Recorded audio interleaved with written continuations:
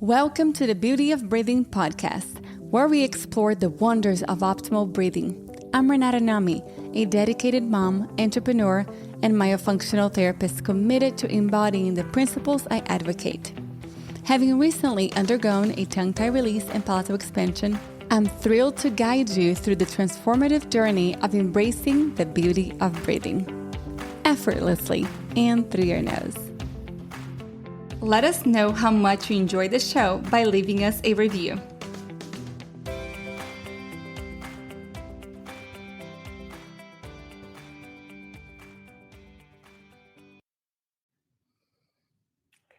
Welcome. Hello, everyone. Welcome to another Beauty of Breathing episode. We are at this time also going live on Instagram. If you guys are not aware, we actually record all of these live. So if you'd like to follow the next talks we have, they usually happen on Tuesdays at noon, and we go live on the Myo Moves account Instagram. Today, I have a very special guest with us today, presenting Dr. Debi Silber, the founder of and CEO of the Post Betrayal Transformation PBT Institute and National Forgiveness Day. Oh my gosh, I'm so excited for this. She's an award-winning speaker, two-time #1 international best-selling author, and host of the top-ranked podcast From Betrayal to Breakthrough, top 1.5% globally. That's incredible. Her groundbreaking PhD research uncovered 3 discoveries that reshaped the understanding of betrayal and healing on a physical, mental, and emotional level. Through the world's leading betrayal recovery certification, Dr. Debi equips coaches and practitioners worldwide with an evidence-based framework for lasting transformative change. Today's topic is how an unhealed betrayal is impacting your health, work, and relationships, and what to do about it with Dr. Debi Silber. Thank you so much for being here today. Well, looking forward to our conversation. Yes.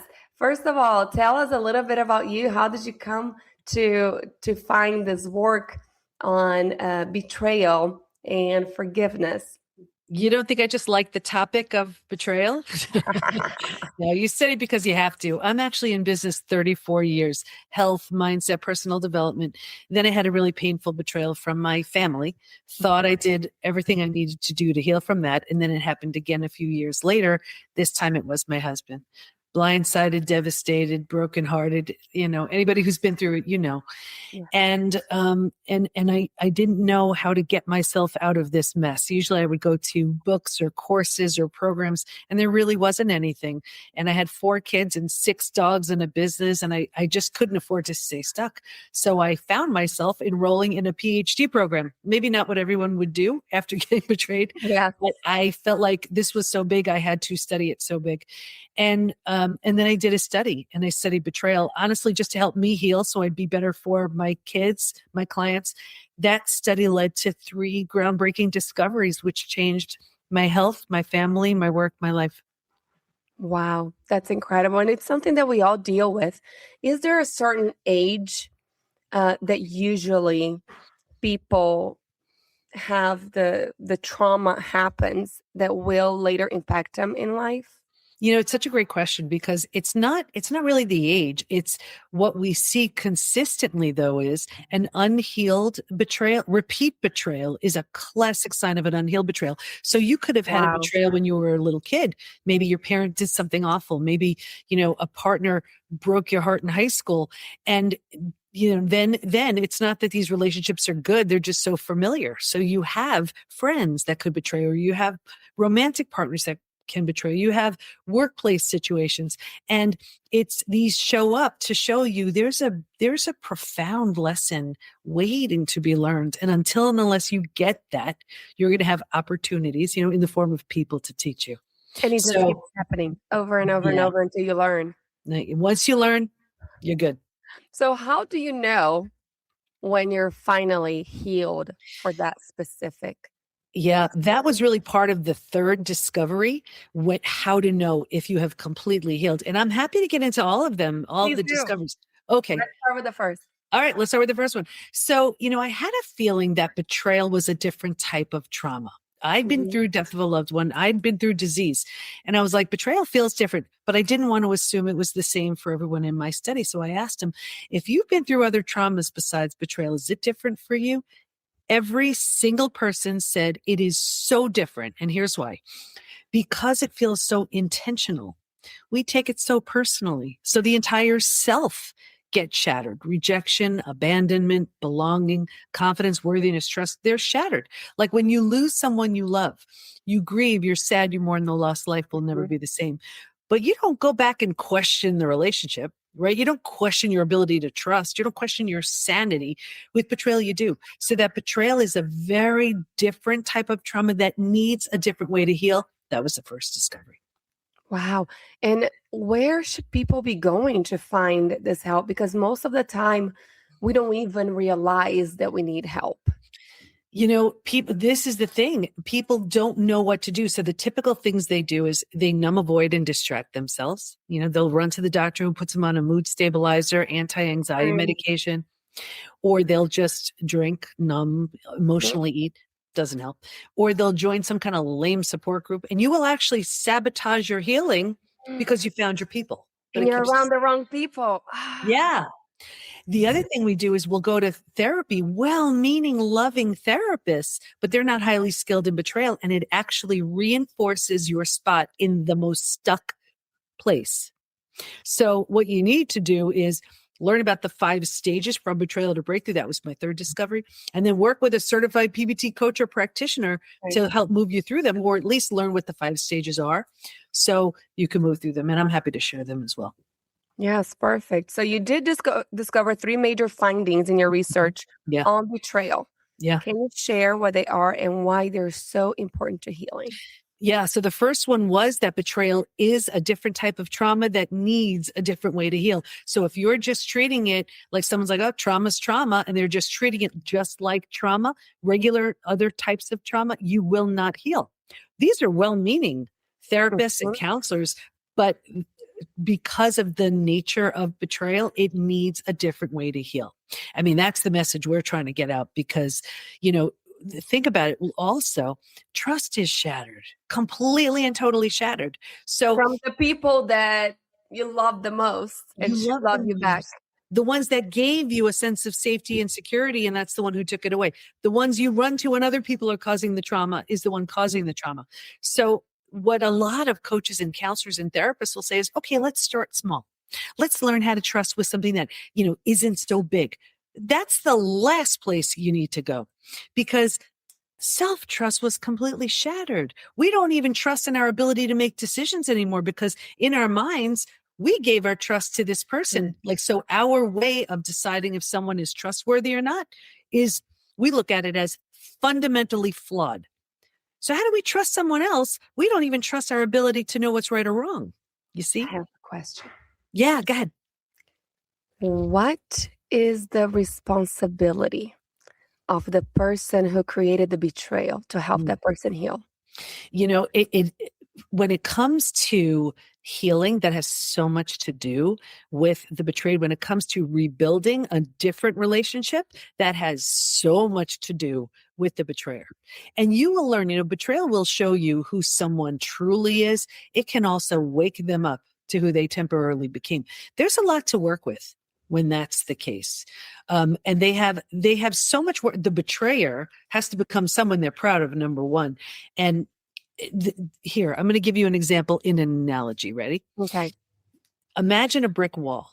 The only way I know of a brick wall being built is brick by brick by brick. Every opportunity, it's like to show that you're trustworthy, one brick in that brick wall, right? Now imagine, so it's years later, the person who built the brick wall shatters the whole thing. Now, the other person can look and say, that's just a mess. I don't want to clean that up. Goodbye. And that's totally fine, right? However, if the person whose trust was shattered, if they're willing to watch that brick wall be rebuilt, that would be their job. The person who shattered it has to be a really good bricklayer. And it goes back the only way it went up the first time, brick by brick by brick. But here's what I see. The brick wall is built. The betrayer shatters it. They don't really have much of an interest in rebuilding it. So the betrayed says, fine, I'll do it. No. That's why they always are hypervigilant. That's why they never feel safe. It's not their job to rebuild. Does that make sense? It does make sense. Because the betrayer, I feel like a lot of times they already went through the healing process. Well, a lot of times, yeah. And a lot of times they have, like what happens is they have shattered the heart and trust of the person they love the most and the person that loves them the most. They've learned their biggest lessons off of trampling on the other person's heart. So, and I used to work with a lot of betrayers, and I would tell them, listen, I am so glad for your healing, but you have to understand, you learn that at the expense of the person you did that to. So you have to be very careful about that dance of letting that person know how different you are and still being there with them. Not like imagine the person who's betrayed is like down in a trench somewhere. You can't go looking down like, hey, come on, you're doing okay. You have to go down there, pick them up and lift them up and out. Oh, that's powerful right there. Wow. Yeah. So anyway, you want me to get to the second discovery? Please. All right. So the second one was that there's actually a collection of symptoms, physical, mental, and emotional, so common to betrayal. It's now known as Post Betrayal Syndrome. So we've tested over 100,000 people to see to what extent they're struggling. And, a few things about that. I'm happy to share the stats. First, we've all heard time heals all wounds. I have the proof that when it comes to betrayal, that's not true. It's not true. No. There's a question on the assessment that says, is there anything else you'd like to share? People write things like, my betrayal happened 35 years ago. I will never trust again. Yes, it's crazy. And I mean, I have been through, of course, we all have been through things, but I have had some, very important people in my life that have created these betrayals. And I have been the betrayer at times. So it's very interesting to see from both sides. And that's always my question, like, what was my responsibility on both instances? What do I have to do to heal myself? And what do I have to do to help the other person heal? Yeah, it's such a beautiful question. And what's so great is that's how you know. When people say, once a cheater, always a cheater, people don't change. Yes, they do. Yes, they do. You're living proof. Right. And it's when you realize the damage and the devastation you've caused, then you say, you know what?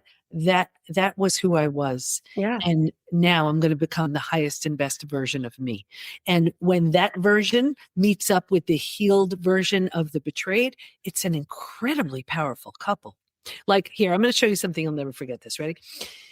This is what typically happens. You see my hands? Okay. Yeah. So imagine here you are and then you're betrayed and you're so brokenhearted and you're so upset and it's so terrible and you hate this feeling. So you just want it to go away. So you go back with this person or back with someone new and you constantly do this, but nothing's really changing, right?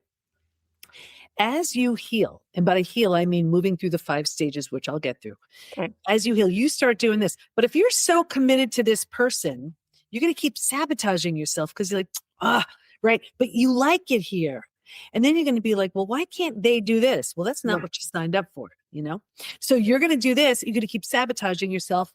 But you like it here. Now, this person, if you're committed to doing this and you're not sinking down here again, if you're committed to staying here, this person can say, I better step up my game to meet the strength of this person. Now that's a 2.0 relationship. It's a whole different thing.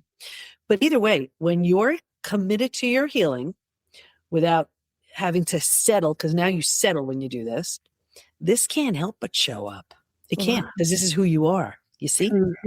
Because if you do this, but you're so committed to this person, you get this. You're like, ew. Yes. Right? That is so interesting. I love that explanation. Yeah. Yeah. So that was 2. So the second is the symptoms. Do you want to hear the symptoms? I'm happy to share. Please do, because this, I think, goes a little bit into the work that I do.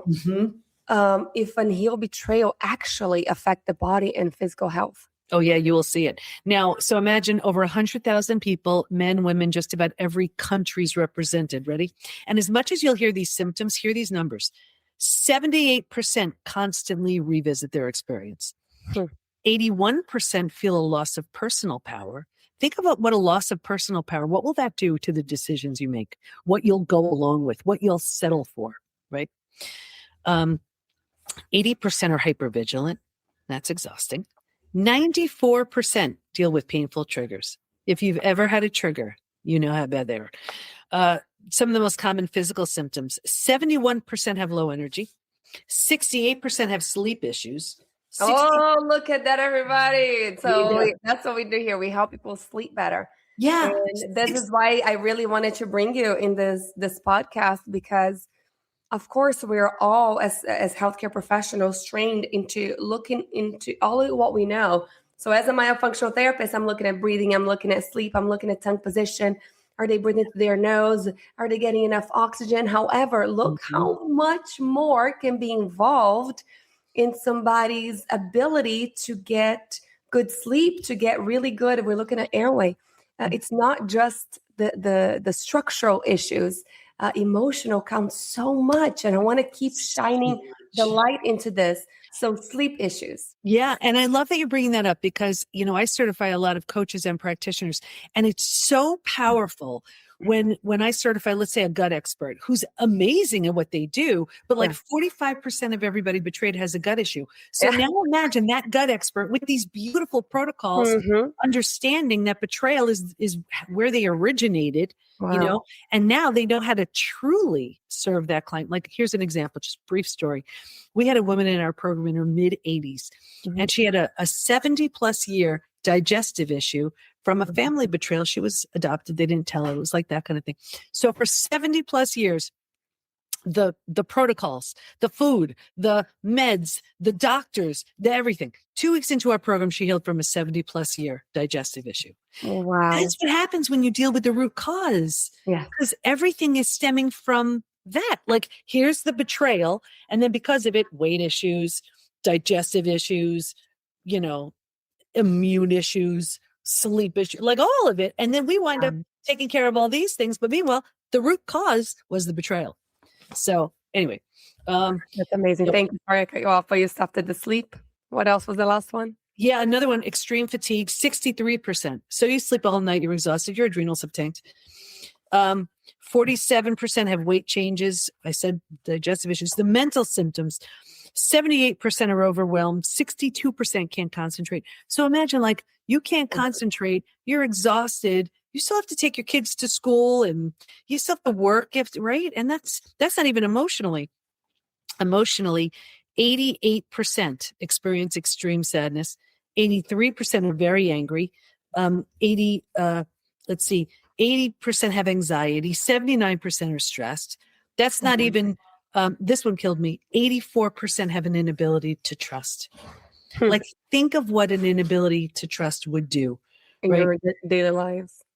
And this one, 67% prevented themselves from forming deep relationships because they're afraid of being hurt again. Wow. 82. So you keep the bad ones out, but you're keeping the good ones out too. 82% find it hard to move forward. 90% want to move forward, but they don't know how. Wow. And the extreme fatigue really makes me think of the amount of energy that it takes your body to deal with this anchor. I feel like it's just an anchor inside your soul, holding you down from being able to reach your full potential in life. Yeah. The good news is, right? It's crazy. The good news is you can heal from all of it.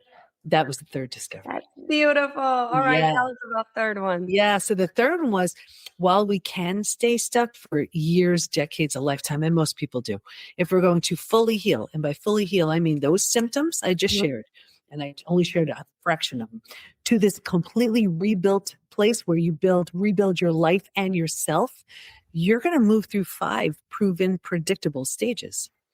And what's even more exciting about that is we now know what happens physically, mentally, and emotionally at every stage. And we know what we need to do to move from one stage to the next. Healing is entirely predictable. Wow. Yeah. That is incredible. Let's go through the 5. Yeah. So stage 1, this is before it happens. And if you can imagine 4 legs of a table, the 4 legs being physical, mental, emotional, and spiritual, what I saw with everybody, me too, was a heavy lean on the physical and mental thinking and doing, and kind of neglecting or ignoring the emotional and the spiritual feeling and being. Right. So it's easy for a table. Like, imagine if the table only had 2 legs, easy for that table to topple over. That's us. And this is the kind of thing, where we get so angry at ourselves. How did I not see? How did I not know? You were doing life. You weren't scanning for betrayal. You were trusting. So it's not a fault. That's what we do in relationships. But in hindsight, we can see a lot of this clearly, right? Stage 2, shock, trauma, D-Day. This is the scariest stage. And this is the breakdown of the body, the mind, the worldview. So right here, you've ignited the stress response. You're now headed for every single stress-related symptom, illness, condition, disease. Wow. Your mind is in a complete state of chaos and overwhelm. You cannot understand what you just learned. And your worldview has just been shattered. That's your mental model. Trust this person. These are the rules. This is how life works, right? And in one earth-shattering moment, every rule you've been counting on is no longer. The bottom has bottomed out and a new bottom hasn't been formed yet. It's terrifying, right? But think about it. And everybody remembers their D-Day. If the bottom were to bottom out on you, what would you do? You'd grab hold of anything or anyone. Yeah. To stay alive and stay safe. That's stage 3. Survival instincts emerge. This is the most practical out of all of the stages. If you can't help me, get out of my way. How do I survive this? Who can I trust? Here's the trap, though. This is the stage everybody gets stuck in. And here's why. You will hear so many people. You're going to think of so many people you know right here. Once you've figured out how to survive your experience, because it feels so much better than the shock and trauma you just came from, you think it's good. Wow. And because you don't know there's anywhere else to go, you don't know there's a stage 4 or stage 5. Transformation doesn't even begin until stage 4. But because you don't know there's anywhere else to go, you plant roots here. You're not supposed to, but you do. And 4 things happen. First one, you start getting all those secondary gain, those small self-benefits. You get your story. You get to be right. You get sympathy from everyone you tell your story to, right? And on some level, you're so miserable that you're like, okay, fine. You take it. So you plant deeper roots. And now because you're here for a little bit, now the mind starts doing things like, maybe you're not that great. Maybe you deserved it. Maybe this, maybe that. So you plant, and it has nothing to do with you, but you plant deeper roots. And now, because these are the thoughts you're thinking, this is the energy you start putting out. Like energy attracts like energy. So now you're calling in situations and circumstances and new relationships to confirm, yep, this is where you belong. Like, here's where you're going to join that lame support group. And you found your people. Yeah. Right? So you'll sabotage yourself. Here's where you're going to go to therapy. Again, beautiful, well-meaning therapist. You're going to feel heard and validated and understood, gluing yourself to stage 3, right? Here's where you're also going to sabotage your healing because you're afraid to outgrow your betrayer. Oh my gosh. Talk about that a little bit. You're afraid? Yeah. This is one of these things that there's so much fear and we don't know there's anything better. So we're like, let me just go with the familiar known. I remember someone coming to me and saying her husband had been having affairs the 30 years of their marriage. And he had no intention of stopping. And she said, Dr. Debi, can you do something with my mind so it won't bother me? Wow. No, I can't. I'm not your person. No. But when people think like this is as good as it gets and this is all I can hope for. Yeah. That's it. And it gets worse. I'll get you out of here though. Because it feels so bad, but you don't know there's anywhere else to go. Right here, you start numbing. You start using food, drugs, alcohol, work, TV, whatever. And think about it. You do it for a day, a week, a month. Now it's a habit. A year, 10 years, 20 years. I can see someone 20 years out and say, that emotional eating you're doing, that drinking, you think that has anything to do with your betrayal? They'd look at me like I'm crazy. They'd say it happened 20 years ago. I'm over it. All they did was put themselves in stage 3 and stay there. Does that make sense? Yeah, 100%. Yeah. So and then in stage 3, all you're doing is medicating and suppressing and numbing symptoms. It's more of the same. Here's where repeat betrayals happen because nothing has really changed. Just time, right?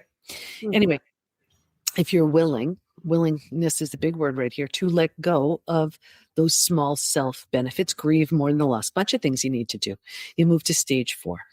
Stage 4 is finding and adjusting to a new normal. So here's where you acknowledge, I can't undo what happened, but I control what I do with it. Just in that decision, you're turning down the stress response. You're not healing just yet, but at least you stopped the damage that was going on in stages 2 and stage 3. Because every single time they keep reminiscing about it, they're just creating their body all the symptoms again over and over. Your brain doesn't know, right? If it's happening now or if it's happened 20 years ago. Exactly. So it's just a new day, same stuff. You're reliving the same thing over and over again. And that's why you're spending all that time medicating and suppressing and nothing's really changing. But stage 4, it's like if you ever moved to a new house, office, condo, whatever, your stuff's not there. It's not cozy yet, but you're like, we got this. It's this like hopeful excitement. It feels like that. But think about it. If you were to move, you don't take everything with you, right? You don't take the things that don't represent who you're now ready to become. Mm-hmm. And what I found was there's this one spot as people go from stage 3 to stage 4, like that lame support group, you're done. That therapist who's keeping you stuck, you're done. Mm-hmm. Betrayer who's not changing, you're done. And again, people are like, is it me? Yes, it is. You're undergoing the transformation. And if they don't rise, they don't come along. Anyway, when you've settled into this space, you've made it cozy, you've made it kind of mentally home, you move into the 5th most beautiful stage. And this is healing, rebirth, and a new worldview. The body starts to heal. Self-love, self-care, eating well, exercise. We couldn't do that earlier. Now we can. We have a new worldview based on everything we see so clearly now. And the 4 legs of that table, in the beginning, it was all about the physical and mental. By this point, we're so solidly grounded because we're focused on the emotional and the spiritual too. Those are the 5 stages. Oh my gosh. Everybody, did you guys write that down? I need to And I spoke so fast because I didn't know how much time we had. This is incredible. It's incredible. And actually, we just had somebody on Instagram said, this is the exact moment I needed to hear about this topic. So this is why on Beauty of Breathing, we're bringing you guys way more just about tongue ties, mouth breathing, and sleep. We need to be able to look at the whole body. And this emotional and spiritual component is huge. Yeah. Because we have so many patients that come to us and they're those patients that tried everything. Yeah. I've had Lyme disease, I've had mold exposure, and I've done 1,000 treatments. Nothing works. That's always the same thing. Nothing works. Yes. And every single time I'm like, okay, because we're not addressing that deep down, either trauma or emotional a thing that's happening that's holding you stuck. You're not going to be able to heal unless you make the decision that you want to let that go and you want to heal. So many people, I feel like, end up attaching to that pain and letting that pain define who they are. Yeah. I'm not sure if it just, they get used to their dysfunctional. It's a good excuse without knowing. Of course, this is subconscious. I think this is just who I am. This is what's happened to me. It's the familiar known. And you know what it's like? It's like, imagine there's this beautiful place you could swim to, right? And you go halfway out and you're like, it's too far. And you swim back. And then you're like, let me try again. And then you go and you're like, it's too far. And you go back. And you're doing that like 50 times. If you were to just keep going, you'd get to this beautiful space, but it's the unknown. So you're like, you know what? I know what's over there. Let me just keep going back for that. And I'm going to give you another analogy because this will hit home for so many people. Imagine there are 2 best friends, right? 2 best friends, and they're both like 30 pounds overweight. So they look good. They put themselves together. Like it's not stopping them from doing anything. And one of them is like, well, you know what? I'm so done with this. I'm going to lose the weight and I'm just going to, I'm so done. So she starts eating well and exercising and does all the things. And she's feeling good. She's wearing clothes. She's choosing not just versus what fits. Right. And she has all this energy and she's like, come on, do this with me. And the other one's like, no, I'm okay. The truth is she is, right? If she had any idea what that felt like, she wouldn't waste her time in that space for a minute. But because she's okay, she stays. It's like stage 3. You've built a functional life, but it's behind walls. You're surviving. You're not thriving. There's like this flatness to it. You're moving through your day, but it's like you didn't go through something that hard just to survive. Question. Yeah. Do you think all of a sudden, so those 2 friends that one of them decided to get out of that frequency of what was going on there. Yeah. Person that decides to stay because they feel like that's familiar and that's okay with them.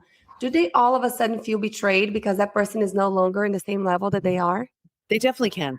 And then what happens is they could feel envious. They could feel jealous. They Mhm. could feel like, oh, look at her, or they could say, you know what? I better step it up. And what would life be like here? And then let them know, oh, you know what? I don't really like it. I like it in this low place. Never, you know. But that definitely, if someone isn't ready for something, they're going to be looking at that person, blaming, shaming, making it all about them. When meanwhile, they just don't want to step it up. And that's okay. Maybe just because it was this person's time doesn't mean it's this person's time. Right. Everybody's timing is different, but whether it's friends, it's relationships, it's coworkers, it's whatever, when this person decides to move, when they truly live in this stage 5 space, they're different in every single way. Their relationships, their health, their confidence, new businesses, new passion projects, because they have deliberately and intentionally recreated themselves. Improved all the 4 legs of the table. Yeah. It's not just Everyone. one. It was not just physical, it's emotional, spiritual, That's it. and all of it. That is incredible. What other ways does unprocessed betrayal tend to impact the future relationships? Yeah. Well, think about it. If it's not rebuilt, if you're only in stage 3, that's all you have access to. So if trust isn't rebuilt, you're going to bring, let's say you're in a new relationship, it's going to be so natural not to trust. Right. And then very likely you'll sabotage that relationship because, you're coming into it hyper vigilant and all the things. And so, or even like, let's say I'll show you in different ways in health, right? You could go to the most well-meaning, amazing, doctors, coaches, healers, therapists to manage a stress-related symptom, illness, condition, disease. But at the root of it, if there's an unhealed betrayal that's not being looked at or attended to, you're just hacking away at those symptoms, right? That I showed before. In work, let's say your confidence was shattered in betrayal. So let's say you deserve a raise or promotion. You don't have the confidence to ask. So you're bitter, resentful instead. Or you want to be a team player, collaborative partner, but the person you trusted the most proved untrustworthy. You're like, how do I trust that boss, that coworker, that partner? It affects everything. Are there some common patterns that you can share or symptoms you see that signal someone is stuck in betrayal trauma without even realizing it? Yeah. If they're numbing, avoiding, distracting. Okay.